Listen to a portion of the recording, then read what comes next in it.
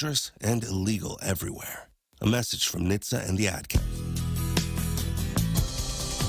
The Point is KUSG, Hagåtña, Guam. 93.3 FM and 104.3 HD3. Free at last. This is a Fox News alert. I'm Sue Guzman. I'm coming home. They're coming home.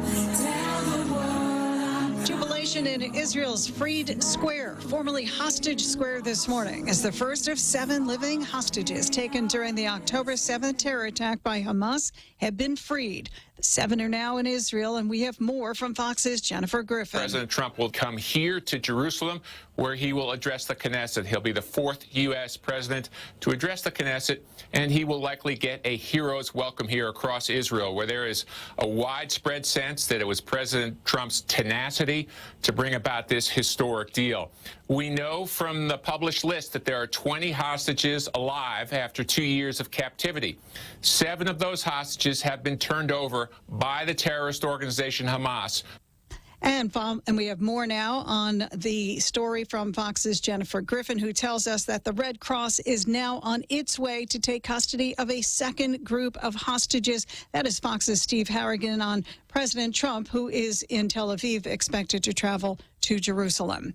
We have a powerful nor'easter making its way up the East Coast toward New England, bringing heavy rain, wind, and flooding with it. Fox Weather's Mike Seidel has the very latest from Rehoboth Beach, Delaware. The winds are still gusting close to 40 miles an hour. It is a nasty night out here. The only thing that could make it worse, if the temperature was any colder, it's now right around 59 or 60, so it's come down. Sand is being picked up by these winds, so we've got some blowing sand. And we still have the high surf, 8 to 10 footers crashing onto the beaches here. And that surf has been eating away, especially at time of high tide. And this steady onshore wind. America is listening to Fox News.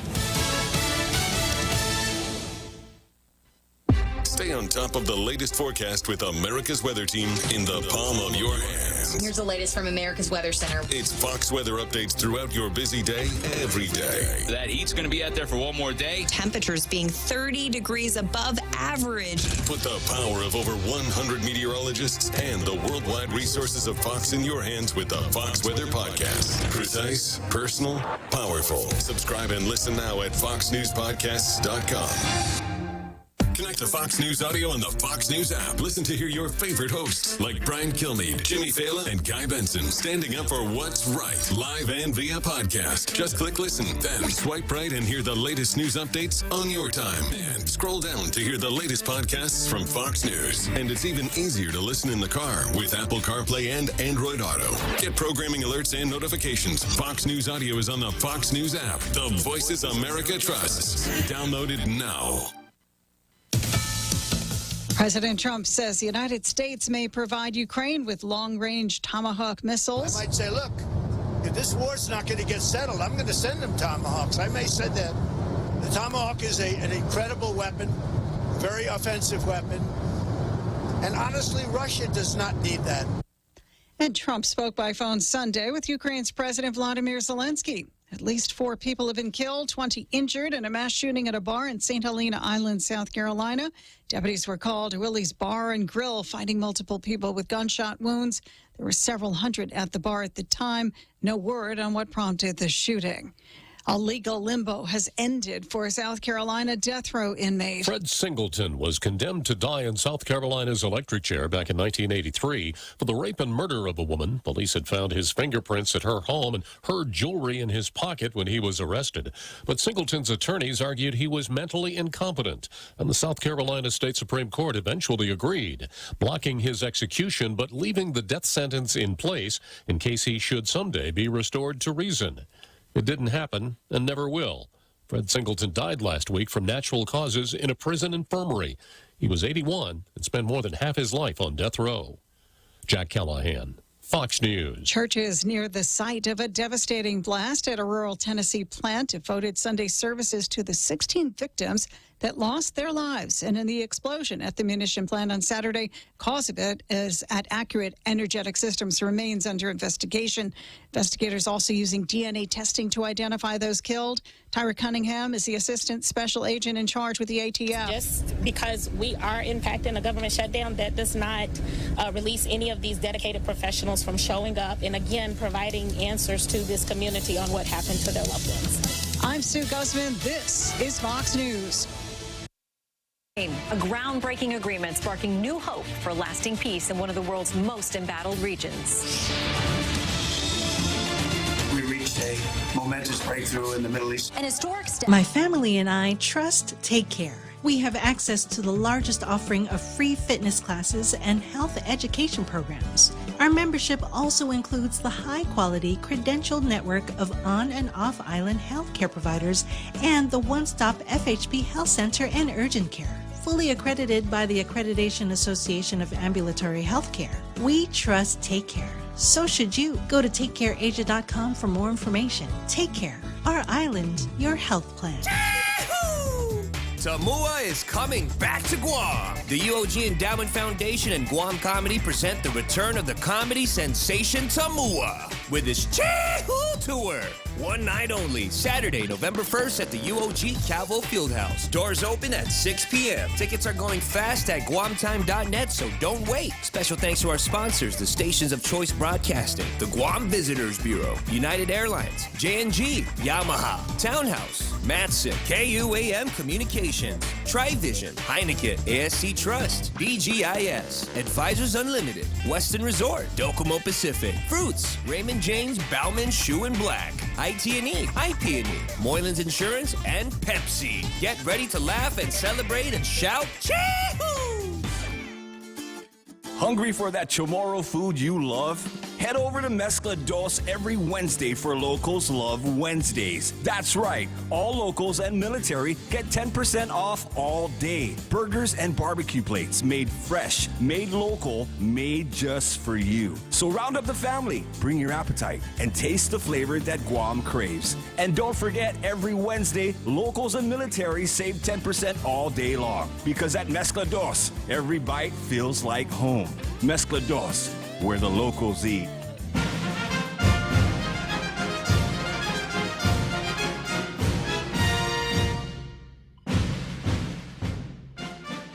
It is 1800 hours and 7 minutes. Time for Veterans with Benefits with your hosts Anthony Tyron and Corinna Ballista. Happy day. Welcome back. You're listening to Veterans with Benefits on 93.3. You can call into 671-888-TALK. All right.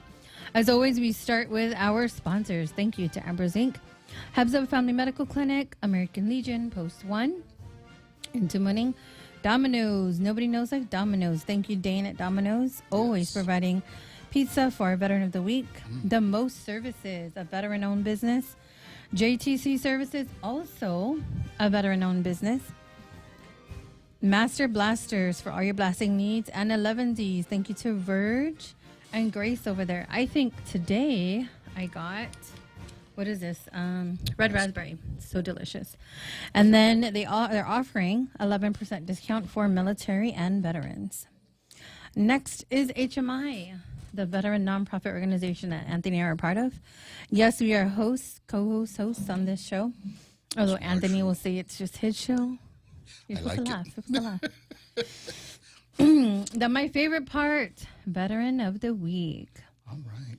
Veteran of the Week is Master Sergeant retired Robert Joseph Jelly, United States Air Force. He honorably served in the United States Air Force from July 1999 to October 2019, completing 20 years of dedicated active service. He entered into the Air Force in Oklahoma City and concluded his distinguished career at Joint Base San Antonio, Randolph, Texas, while serving with Detachment 2, 21st Space Operations Squadron. Throughout his career, Master Sergeant Jelly served as a 3 Delta 173 RF transmission systems craftsman, expertly managing and maintaining complex radio frequency, satellite, and wideband communication systems, critical to Air Force and joint operations worldwide. His expertise supported global command and control networks, enabling secure communications vital to national defense and space operations. A seasoned technical and leadership professional, Master Sergeant Jelly completed extensive formal education and professional military training, including the Air Force Basic Military Training, Airman Leadership School, Communications Electronics Career Advancement course, and multiple advanced satellite and transmission system courses. His technical mastery and leadership excellence were instrumental in training the next generation of airmen in communications and electronic warfare systems. During his career, Master Sergeant Jelly deployed and served in multiple operational theaters in support of global war on terrorism, the Afghanistan campaign, and allied operations under the North Atlantic Treaty Organization, NATO. His overseas assignments included both short and long tour duties across the Pacific and Europe, earning him recognition for exceptional service abroad. Master Sergeant Jelly's decorations and awards reflect 2 decades of exceptional achievement, dedication, and leadership. They include Meritorious Service Medal, Air Force Commendation Medal with 4 oak leaf clusters, Army Commendation Medal with 1 oak leaf cluster, Air Force Achievement Medal with 1 oak leaf cluster, Meritorious Unit Award, Air Force Outstanding Unit Award, Air Force Organizational Excellence Award, Air Force Good Conduct Medal, National Defense Service Medal, Afghanistan Campaign Medal, Global War on Terrorism Expeditionary Medal, Global War on Terrorism Service Medal, Korean Defense Service Medal, NATO Medal, Air Force Overseas Ribbons, Air Force Expeditionary Service Ribbon, Air Force Longevity Service Award, U.S. Air Force NCO PME Graduate Ribbon, and Air Force Training Ribbon. Master Sergeant Jelly's distinguished 20-year career stands as a testament to his technical expertise, leadership, and unwavering dedication to the mission and values of the United States Air Force. His service contributed directly to the defense and communications superiority of the nation and its allies. Following his retirement, Master Sergeant Jelly continues to embody the Air Force core values of integrity first, service before self, and excellence in all we do, serving as a role model for both military and civilian professionals.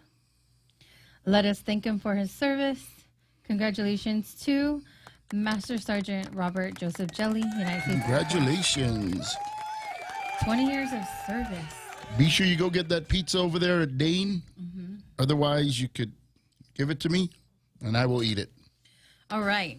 So next is our tip of the week, and this is important because it's going to tie along to what we talk about later in the show. What is the role of the CMP examiner? A CMP examiner, CMP meaning compensation and pension exam, is a medical professional contracted or employed by the Department of Veteran Affairs to conduct evaluations for disability claims. Their job is not to treat you, but to evaluate and document medical evidence for the VA to decide your claim. The examiner's main responsibility is to assess your current medical condition. Next, determine whether your condition is linked to your military service. You should describe the severity of your symptoms and how they affect your ability to function and work today. You should, and it's also one of their next roles is to provide a medical opinion using VA guidelines and diagnostic criteria. Their report becomes key evidence that VA rating specialists use to decide whether your condition is service-connected and what disability rating percentage applies. What the examiner actually does, they review your claim, or what they're supposed to do, review your claim file, which is called C-file, including service treatment records, prior medical exams, and lay statements. They're supposed to conduct a physical exam or a mental health interview. They're supposed to ask detailed questions about your onset of your condition. They're supposed to ask you about frequency of your condition, severity of your condition, and functional impact of your symptoms. How do they do this? They do this on standardized VA forms to record findings. They're supposed to provide a medical opinion on whether the condition is, number one, related to your service, or number two, not related to your service. Now, next, what the examiner does not do. What the examiner does not do The examiner doesn't make a final decision on your claim. They do not control your VA rating or effective date. They do not advocate for or against your claim. Their duty is to remain objective. They're not required to discuss your full claim history or outcome with you. Their findings are sent to the VA rating activity, where a rater reviews all the evidence, including the CMP exam report, to make a formal decision. There are different types of CMP exams. There's the initial exam for new claims, new service connection claims. There is a review exam. These are for reevaluations to determine if a condition has improved or worsened. Then there's also something called an ACE exam. This is called Acceptable Clinical Evidence Exam. It's conducted without an in-person visit if sufficient evidence already exists. So say, for example, you want to go for an increase, and then you get sent a letter that says this is an ACE exam, do not report anywhere. The only thing they're doing is reviewing your records. Why is a CMP examiner so important? The CMP exam often carries significant weight in your claim decision. A well-documented, accurate, and thorough exam can, number 1, validate your service connection. Number 2, establish the prior rating percentage. And number 3, support secondary conditions. A rushed or incomplete exam, however, can lead to underrating or denials, which is why veterans should always review their CMP results and appeal if errors or omissions occur. Before you attend your CMP exam, review your symptoms and your history. Bring or reference key medical records. Be honest and detailed about daily limitations. Don't minimize or exaggerate symptoms. Accuracy is your best ally. That is the tip of the week. Very good. Yes, we needed that, just to lay the foundation about what we're going to talk about next. And did you want to say hello? Yes, I want to say hello to Aaliyah and Knox and to my mom. And before we go any further, our podcast will be airing at 6:30 p.m. on KUAM. Yes. So even though we're live in here, we'll also be airing on our podcast. And we talked about a lot on our podcast because there's just so much that, we do when we're involved in. So I guess we'll just leave the podcast where it is so that veterans can listen or watch. And they can do all of it. Replay. Yeah. Just like the show, they can also, if they're doing something more important, I don't think there's anything else more important than veterans. Right. So, I think we got a caller. Did we want to do the caller first? Go ahead, yes. We'll do the caller. Half a day. Can you hear? Half a day. Good evening. This is Mr. Ravino. Yes, I remember you. I remember your number.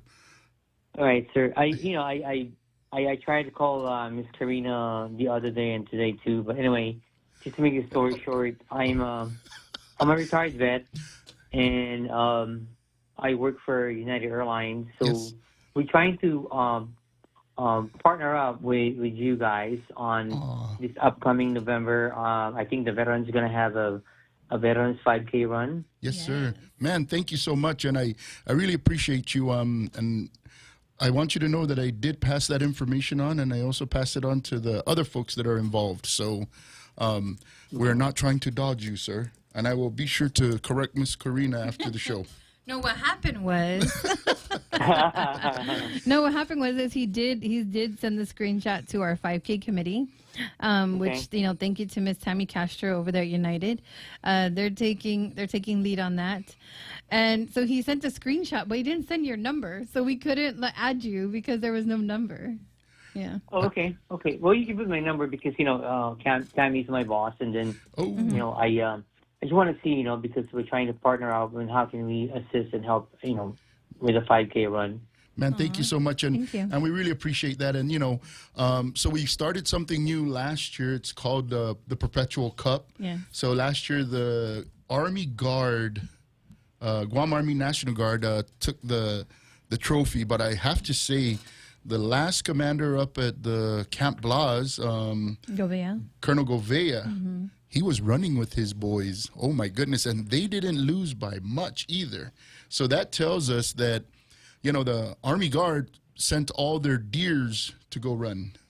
Binado, they run real fast. Binado, yeah, Binado. So they I'm, were. I'm retired. I retired from the Guam Army National Guard. Oh, okay, yeah, and you know, it's something we want to continue to do, and you know, it's bragging rights. So you know, if they can take the cup, then you know they can hold it at their headquarters and hold that for one whole year, and then they got to come back and try to get it from the next group. And it's really awesome, you know, especially for our veterans, you know, to kind of benefit from something like this. And, you know, we sincerely appreciate any help that you can do. And we like to see all these active duty folks really come out and, you know, just go after that cup, you know.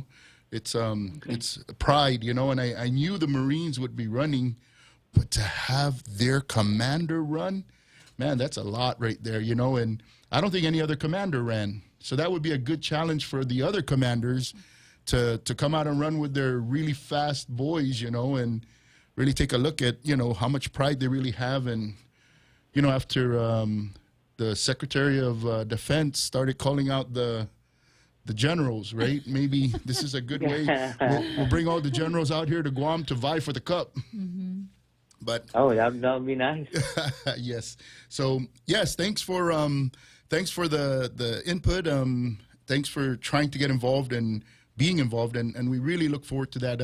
We actually did a brief mini boot camp up at United, and I know that we've been doing our best to try to, you know, you folks have a really good program up there, and we really were happy to hear that, and we wanted to be a part of that as well. And United for Veterans. And I think that's something that, you know, you guys will be doing, and we got to really take care of that for you guys too, because we want to promote every single program that's out there for our veterans, right? We have to be going after it, you know, and using it to really bring to light all the things that we really need for our veterans out here. Yep, I agree with that. Yes, and I think you're done already with your pursuit of your claims? Yes, I did. Congratulations. I completed it. I completed it. And I know, right, when you look at something like that, you yourself, right, you know, it's a whole different ball game when you finally get it and compared to when you first started, right? Sometimes it looks like you're never going to get to the top of that hill, but at the end of the day, right, you really want to look at that. By the way, we also had Gene Asuncion, who used to work for United. He also mentioned that you know, the United folks have quite a few veterans there, and that's part of the reason why we also did that, as well as with Miss Tammy, to really get you guys taken care of, especially with the claims for all our veterans that work for United. Right. We do have quite a few, especially at our ramp site. We call it below the wing. Okay. We had a few of them. So, we did try to encourage, and I believe a lot of them did file a claim when you guys went to United, which is really really good that, you know, we got you guys supporting our veterans too in United. Awesome. Yeah. And you know, the more we can get folks like yourselves doing that, also pushing that for, you know, let's face it, all our veterans are not going to hit 100% right away. So the idea of at least getting them to file and let the VA do their thing, that's going to be very very helpful. So yeah, I think you know, filing and keeping all their medical documents it's a huge first step for the veterans. Okay. Filing it early is nothing wrong with it. It's much better. The sooner the better. Exactly. So Mr. Orvino, what we will do is we will get Miss Karina to call you. Is there something else we can do for you at the moment? Just reach back, right? Yeah, just that thing, you know, and later on, probably more into it, you know, I'll encourage some of the veterans in United to get more involved in this, which is good for our island and for our veterans in Guam. Awesome. Very good. And we'll add you to the chat group if Miss Karina hasn't done that already. And then we look forward to meeting up with you and the team that you have there, and we'll take all the help that we can get, especially for our veterans. All right. Okay. Thank you, sir. I appreciate that, sir. Thank you. We'll see you soon. All right. Okay. Bye. All right, nice call. But I mean, I think you're the one that didn't share his number. Oh, wait a minute. We're doing this right now? Jose, I want you to take note. Let's say hello to all of those watching us online. We have Alvin Agualo. Hey. He gives us a salute and prayer hands. Elizabeth Mendiola Kijichu watching. Aika Seki. Hello, HMI. Truly helping veterans and making positive results for sure. Island Kijichu connected. Island Kijichu, congratulations. Joseph Ramos. Woohoo. Good morning from San Antonio, Texas. Joe Ramos? You Joe know him? Ramos, yes. I used to know a guy by that name, but... He went and used his benefits that he earned, and he went on a MAC flight and flew to the States for $35. Oh, my gosh. That is If you so want to good. know how to avail of that, come to our next boot camp, which we'll talk about. And maybe that'll encourage United to maybe give us a little bit more of a discount. Kenneth Paulino, good evening. Hey. Biba, HMI, awesome team, the best team HMI. And Brennan Fausto, good evening, brother and sister veteran warfighters. Hey, that's the first time we put sister veteran on there. Well, you know, that means the same thing, right? And then Jose gave him a salute, and Brennan said, good evening, brother. What's up, Brennan? Johnny Atulay Titano. He which? said, from the Vet Talk. Vet Talk, Johnny He says, Atulay? yes. He says, pass the word on the legislature hearing on veteran affairs with Senator Manzanani Committee 0900 Thursday. Yes, we are talking about that. And our podcast will air in about 4 minutes on KOAM. We talk about that too, I think, on the podcast. And then I just said half a day veteran. So let's get going. Oh my gosh, it's already time for a break. We're going to take a break first. All right, we'll take a break. You're listening to Veterans with Benefits on 93.3. We'll be right back.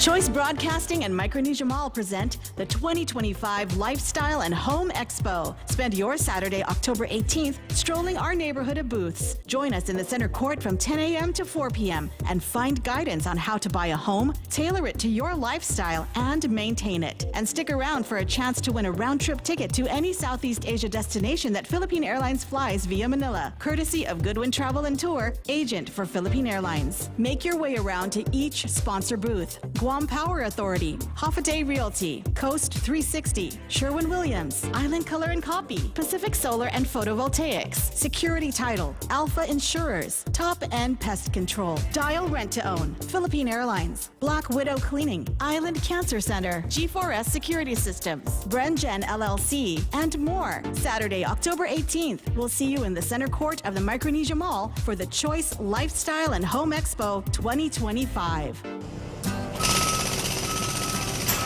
Every company needs money for investments to help grow our working capital to take on today's economy.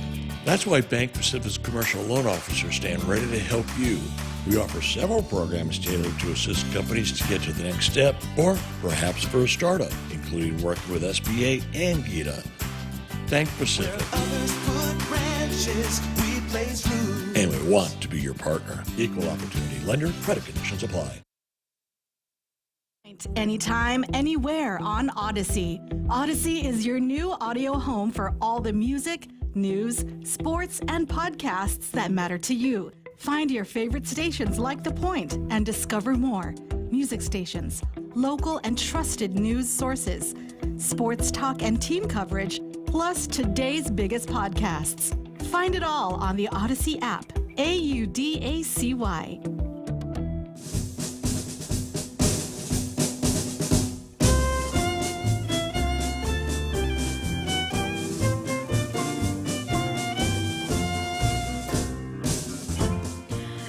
We're back. You're listening to Veterans with Benefits on 93.3. You can call into 671-888-TALK. I'm over here dancing at the little intro that we got. Thank you, Jose, for that. Always keeping it lively. Jose? I'm here. Oh, okay. I'm alive. Thank you. Did we discover you, or are you indigenous? You discovered I'm indigenous. All right. Yes, it's a federal holiday, I think. Is it still a federal holiday? Yes. Columbus Day? And Indigenous Day? Is that what you guys are talking about? Yes, Indigenous Peoples Day. Indigenous Peoples Day. Okay. All right. So let's just wrap up. So last week we wrapped up boot camp 46 Yes. at the Timuning Mayor's office. Full house. What a crowd. That place is always full. And big thank you to Mayor Louise Rivera and the Vice Mayor Albert Tovis. We really appreciate you folks allowing our veterans to come in there. Alan St. Nicholas, our chef, who made some food for our veterans. And then, of course, to your wonderful team over there at HMI. Oh, yes. The volunteers, huh? Yep. And Bill Salisbury. Right. Bill Salisbury. Then we had Mary Uggan, Rick Bertha. Torres, Miss Bertha. Chris Look and at Frank. all those. Look at all that food. Oh my Yes. gosh. So crowded. Is that what you guys are charging for, the food? No, we don't charge anything. It's absolutely free. Are you kidding me? HMI doesn't We don't charge. charge. Oh my gosh. Who's been saying that? Who's been passing never out that mind. rumor? Forget it. But- I like having haters because I have hundreds of veterans to prove. But how many veterans were there that night? We Close to- had total almost 100 veterans because not all the veterans came every day due to rosaries gosh. and work and grandparents duty, Uber. They have to pick up the kiddos. Right. So we had almost 100 veterans. So each night we had them register. Each night we had them sign in. One veteran said, "Hey, Karina, I noticed that you guys, a veteran donated food. Can I donate food too?" I'm like, "Sure, of course." Because, all of that food was purchased by donations of veterans that came before you. Right. Because we don't, that's what we fundraise. We only have a few fundraisers a year. But a lot of veterans donate to HMI because HMI is a nonprofit organization in good standing with Rev and Tax. So that means if you're a nonprofit, you can ask for donations. Yes. Wow, that is interesting. I've never heard that. I've never heard of that. Some of the comments that we received from the veterans was, "Can you do this more often?" The space was good. They loved the space. They loved the area. They loved, that it was in Timuning area. And then they said, "Great presentation. Maybe have more handouts," because we ran out of folders. Because I tell the veterans, we're giving you a folder today and Tuesday. Make sure you bring it back every day, Wednesday, Thursday. So, of course, some of them forget. So that was good. We have a caller? Yes. Okay, we have another caller. Go ahead. Do we want to take it? Yes. Okay, we're going to take the caller. Hello. Oh, half a day. It's Enrique. Hey, I'd like to pose a question about the Yes, go ahead. upcoming Thursday hearing. Oh, Hearing, okay. right? Yes, go ahead. What's your question? Yeah, I'm a vet, and I'm maybe there are other vets like me that have serious health conditions, and I wonder this up and coming public hearing, if the bill that's on the books to be heard, has it been vetted by vets that want to see the services now, soon, not later before they pass? Well, or they won't be able to see when they pass. But that's just I like to bring that out for other vets that are in my condition. Okay. Thanks. All right. Okay. We'll answer it, and then we'll let you go, and we'll hear from you again. Thank you. So here's my thought on it. Right. That's a very important. Loaded question. So, I guess is the bill 192-38? Is that what he's talking about? Yes. And then I wrote down his words. Is it vetted by vets? Soon? Now? Later? Right. Those are good questions. Yeah, and I think those are some of the things, right?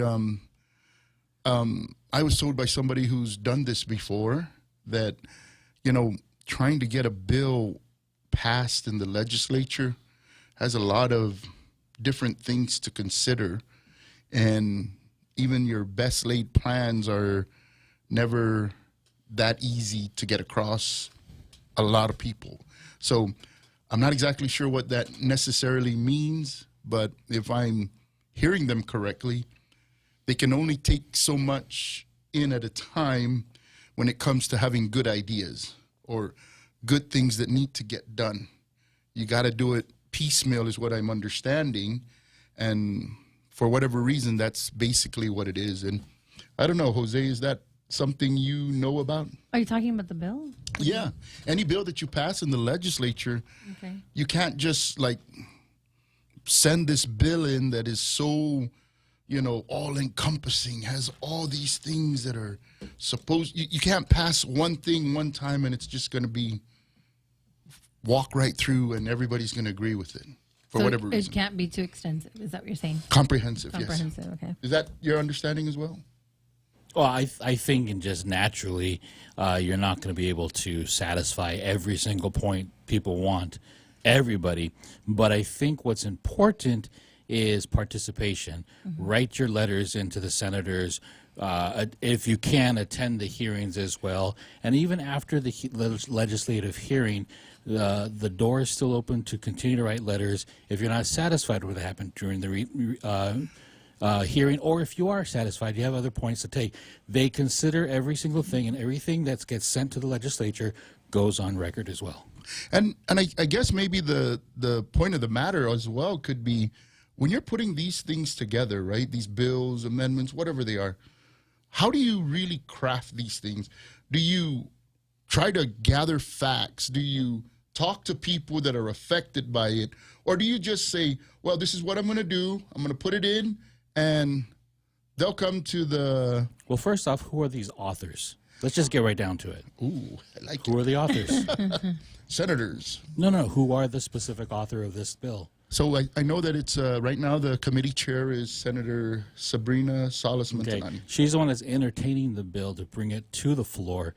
But who is the sponsor? That's the person you want to talk to. That's the person you want to get in contact with. Do we have that information? I think she was the sponsor, but if you're asking who authored it, yes, I think a bunch of people that were part of the problem, which were those that are on the Veteran Commission. Okay, so let's get down to it. Yeah, they basically went after her and cornered her and made her do this.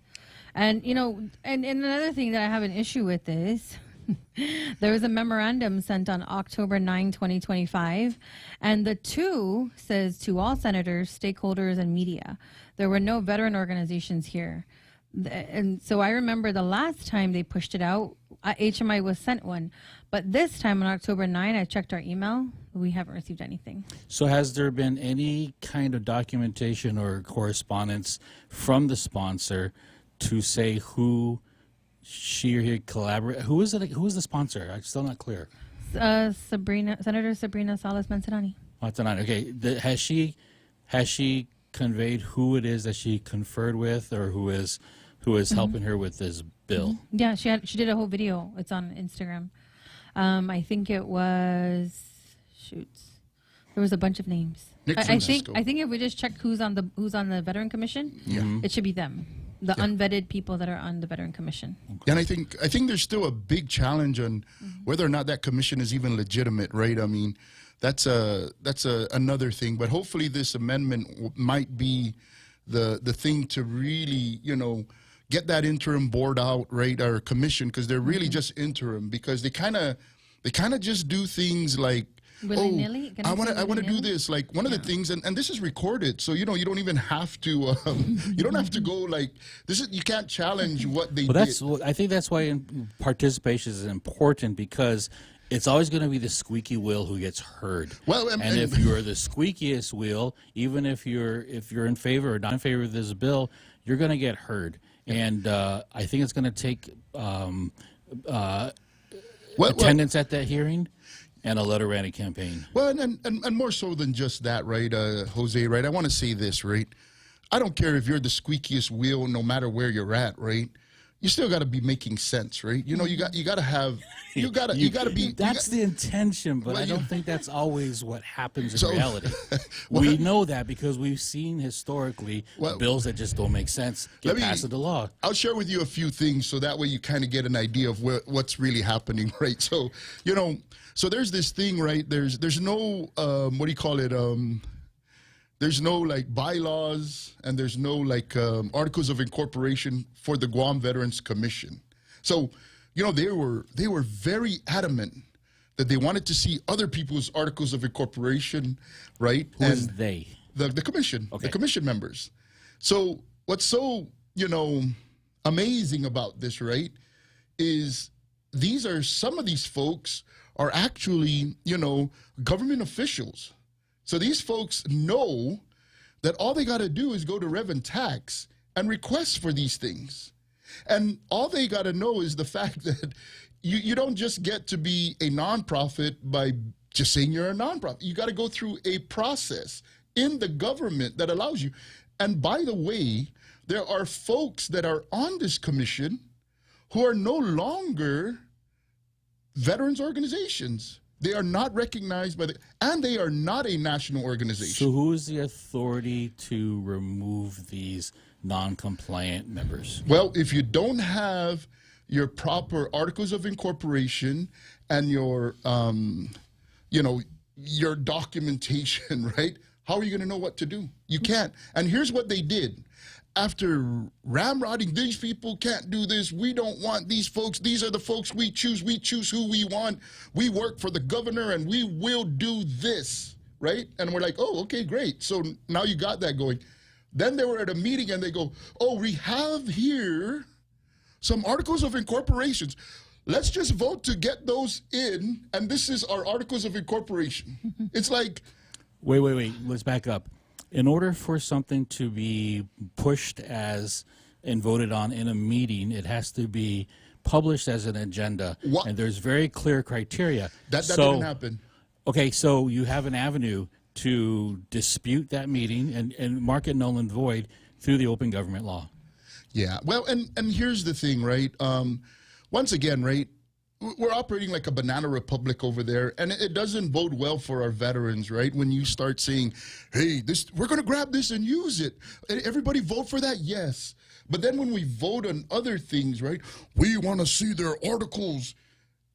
Just go down to Rev and Tax and you can see it, right? But for the purposes of these meetings that are doing things that are beyond the agenda, all you have to do is null and void it by saying they didn't publish the agenda publicly. It's a law. It has to be followed. Unfortunately, if you want to bring it to a case, you do have to provide funds. But I think if you create enough stink, because other people have done it before and have brought it up where meetings have been null and void. We saw it happen. Oh gosh, I can't recall a major thing that happened with an agency a couple of years ago, and they had to redo all their meetings because their past action. No, Gura is in question right now, but there was another one that had to redo every single thing because they did not have everything in the agenda, and they didn't have a quorum either. But anyways, there are laws to help this, and if we don't want to follow the laws, or if they don't want to, we have to make a big stink about it. If not publishing an agenda and then doing action that's not an agenda is a violation of the open government law. And so, there are folks that should be listening to these things out there, right? And those folks would be considered like the Ethics Commission or Committee, right? This is something. Don't go there. Well, I'm just saying. Hey, we created things that need to. We have they the will OPA. not do. They will not do any. This ethics is just a slap on the wrist because it's not going to.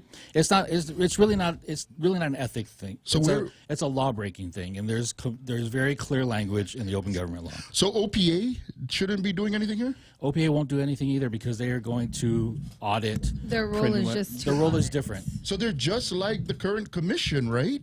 They got no teeth. So anyway, that's what we're trying to work on. So, these are some of the things that we have to really take a look at, right? A lot of things that are being worked on, and we got the old boys club where we're operating the way we used to operate. We're doing the same thing over and over again, expecting different results. So it looks like we got a caller. But I think the most important thing is if you have a party on there, you're going to get a chair on the commission. Well, that's interesting. They're all my parties. Oh, man. Let's take a real quick break before we take this call, and Okay. I think you're going to have some great time when we come back from the break. All right. Yes. We'll be right back. You're listening to Veterans with Benefits on 93.3. We'll be right back. A great old-fashioned cocktail has creativity, flavor, and a serving of Elijah Craig whiskey. Old Fashioned Week, featuring the father of bourbon, Elijah Craig, runs from October 10th through the 19th, and you can enjoy great old-fashioned at select bars and restaurants, including Booney's, Primo Pizzacaya, Mac and Marty's, Subaki Tower, and Roy's inside the Hilton. Cheers to Old Fashioned Week with Elijah Craig. Elijah Craig encourages you to enjoy responsibly. Need publicity for your big events? We've got a great feature on the Points website to help you get your happening noticed for free. Just go to thepoint.gu and look for the community button. Click on submit your event and then fill in the blanks. You can even upload your flyer. Once we approve it, it'll show up on all Choice Broadcasting websites. Did I say it was free? From 5Ks to car washes, lunch plates, fundraisers, whatever. Let us help you get the word out. Free! Get started on thepoint.gu.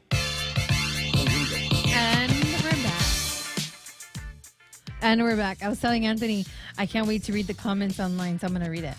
Andre Sonodu says, who's the Veteran of the Week? Veteran of the Week was Master Sergeant retired Robert Jelly. Yes. Vincent Santos, half a day, everyone. Charlie Hermosa, Semper Fi, guys. He also says, nice haircut, Tony. Thank you for adhering to the regs. Mayor Tony Chargaloff, Viva Veterans. Viva Mayor. Tom Torres, half a day vets. If you're 100% and want to avail for dental, I was able to find out dental offices that accept VA. Dr. Yang, or dental clinics, Gentle Care, half a day family dental that I can recall. Charlie Hermosa, it's time. A referendum. Tony Chargaloff, Tyron, and I'm not going to say my name, for senator to be the voice for the veterans. I am not running. Thank you, Mayor Chargaloff. Okay, go ahead. You want to take the call? Yeah, let's take the call. I think we got another call coming in too, but for now, half a day, sir. Yes, half a day. Good evening. How you doing, guys? Wait a minute. You sound so clear. What's going on? Or do you have like a direct line into the station? This is Charlie. I'm trying to use my phone voice, not my radio voice, my phone voice. I'm calling in. How you doing, Charlie? What's going on, Good. How you doing, guys? Oh, man. No, but just chiming into we've had these discussions, right? I mean, as far as the commission and the bill, and I think it's very important for one that everybody goes down, whether you're going to testify or not. I think that it's very important for the veterans to represent. But I think that it really comes down to I think what Mayor Anthony said, right? The voice of the veterans, and that's the one thing that we're lacking. The commission is not a voice. The commission is not a voice because if you look at what they have been able to get across, we can't really. What have they done? Right. And so it's really unfortunate that we're at this point. But at the end of the day, it's we have to be able to find a way for. And I would say, last year, I thought we had really great momentum. It looks like we were trying to get together. We had the year of the veteran, and I think that we were looking up. And then somewhere along the line, everything got cut off. And I think that we need to be able to go back, look at that, and see what happened. And then you see that we went back to every single organization sort of planning in their own little silo.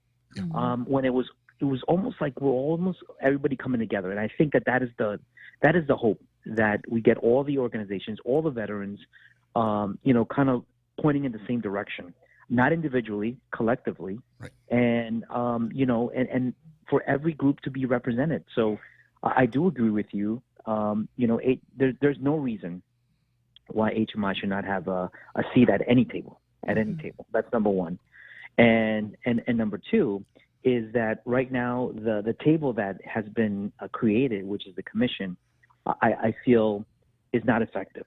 So I think that we need to continue to push so the people that understand that we do have a task force, and if the bill does get through and the commission is only going to meet every 3 months, quarterly, as they say, we need to make sure that either the task force has been stood up and it's going to carry out the things that we need to get accomplished for the veterans, or the committees, or however that's going to be taken care of. But that is the only way that I see that things actually happen. So even though the task force hasn't been bona fide, as Johnny would say it. Rob's working on that. but even though it hasn't, look how much has been accomplished. Yes. And so I think that is what we need to make sure that we bring to the table. And if the government or the senators want to continue with this, sort of fairy tale commission that we have in place, then so be it. But we still need folks that are going to take care of business, and that mission accomplishment should be the number one goal. That should be the number one goal for everybody across the board. And that is what I feel that needs to get done. Awesome. And right, Charlie, I know we got one more caller on, and I appreciate this information. No, and, for sure. And just listen in, and then I think you're going to like this other caller too. Yes. Absolutely. I All right. appreciate it. Thank you, Charlie. For that. Guys, All right. thank you. Okay. Thank you. Bye. Hello. Hi. How you doing, sir? I'm fine, thank you. So this is Tom Ada.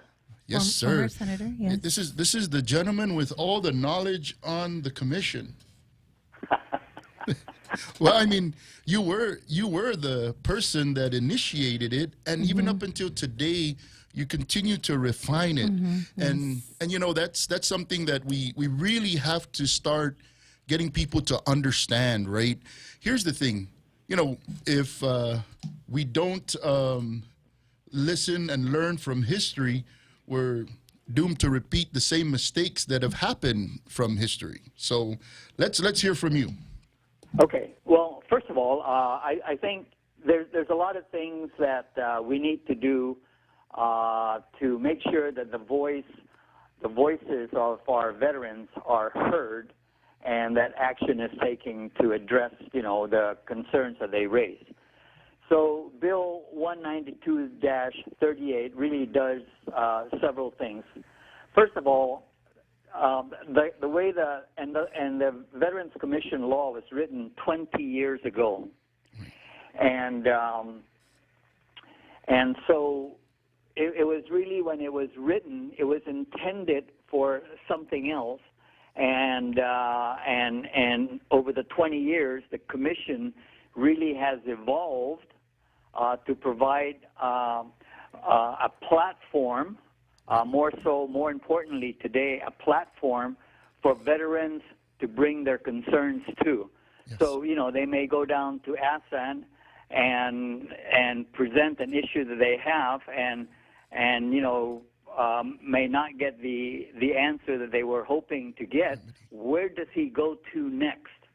And that is where I believe the commission can play a role, where let's listen to this concern, because it may not be an individual concern. It could be something that's really many veterans are experiencing, and so the commission really should take on the role as the advocate. To be able to run down why is it that it's I have to go all the way to Honolulu to get a CMP exam when it can be done out here.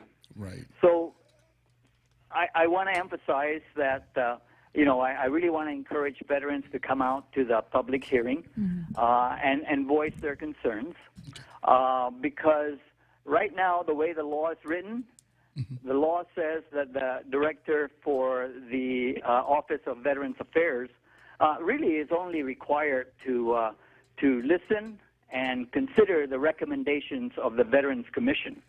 All right, so yes sir, 2 bags full, and moves on. Yes. Right. And so one of the things that the law is the proposed bill is proposing to change is that, hey, look, we're not going to tell the Veterans Affairs Office how to run the cemetery. But when it comes to a policy recommendation, for example, do we withdraw from the $14 million federal grant that was available? Does he make that unilateral decision? Or should the commission have a say as to, let's stay with it, and let's try to take it to the end? Right.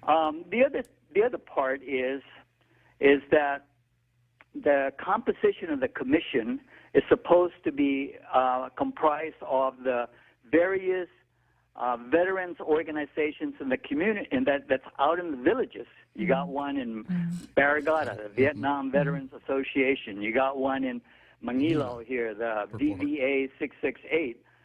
And these organizations are supposed to be registered, nonprofit organizations with the Department of Revenue and Taxation. But then the organizations are supposed to nominate who are the veterans that they want to actually attend the commission meetings on their behalf, and then report back to the organizations or bring the concerns that have been brought to them by the members of their organizations. The problem is that it's the organizations nominate these people, but the governor doesn't really even know who's on these commissions, because the names doesn't get sent up. So the other thing that the bill wants to do then is that these names that are nominated will get sent to the governor, and the governor looks at it and says, yes, this looks like a good crew, let's go with it, right? And she approves the list. So that way she knows that who are the veterans who are in the commission, who can actually also, in addition to being advocates for the veterans, can be advisors to the governor, right? Where the veterans who experience these challenges every day. A good example, HMI. Doesn't get a government budget or anything, but it reaches out to the veterans on a monthly basis, conducts the boot camps, right? Yes. And empowers veterans. Where do you find the information? Yes. What do you need to initiate a claim? How do you establish a VA.gov account? And then empower him, let that veteran take it. The HMI does that, for example, but and again, I'm not questioning the work that's being accomplished down at the Office of Veterans Affairs, but I haven't seen any metrics, any measure of, this month we sat down with 30 veterans, and we initiated 30 claims, and then, now it's just a matter of waiting on the Veterans Administration. So we don't see that, and so there's a lot of things that can be improved. Yes. But to the question of, are we going to do it all in one bill? Probably not. I don't. The more comprehensive a bill becomes, the more difficult it is to get through the legislature, because then it just gets bogged down. Yeah. And so I think we need to take a look at what's the most fundamental change that needs to be made now, and it may come out to be a 4-page, 5-page bill, but at least we get to the heart of the problem. Yes. And then once that gets changed, then we develop the situation from there, go in, ask that additional amendments be made so that further improvements can be accomplished. Yes, and thank you for that, right? And this is a learning process for everybody, and this information you're giving is huge, and I'd like to talk about it so that we just get it clear once and for all.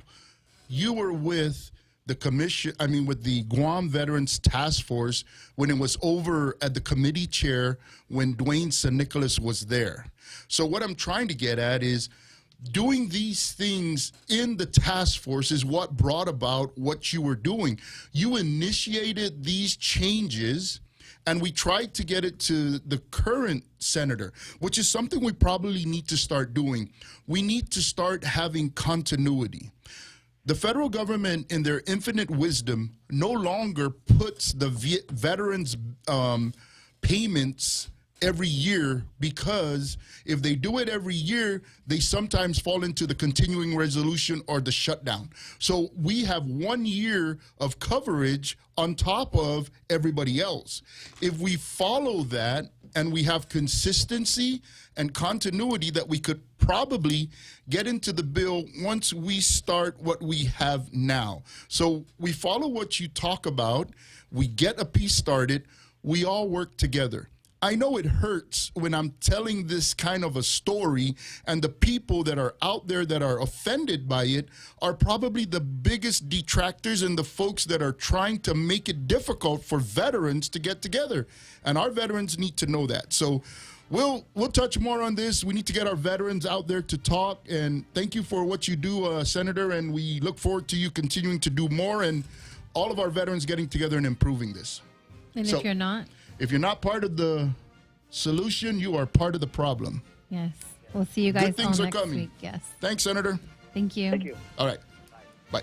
Bye-bye.